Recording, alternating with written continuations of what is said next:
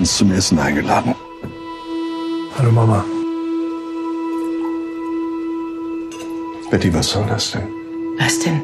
Das da. Sie kommt gleich.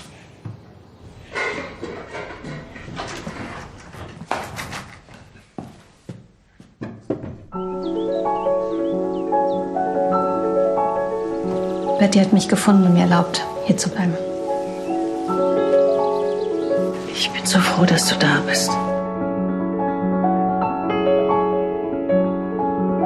Wir haben lange nicht mehr so zusammengesessen zu Abend.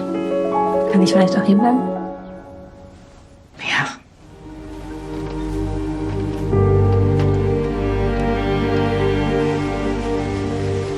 Hatte vor ein paar Tagen einen Autounfall. Mein Freund ist dabei gestorben. Nicht total traurig? Ich weiß, sollte ich sein, aber bin ich nicht. Du bist nicht schuld.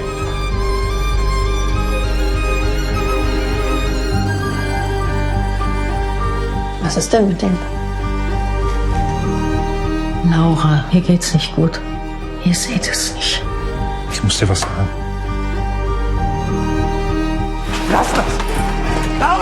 Ihr seid alle krank!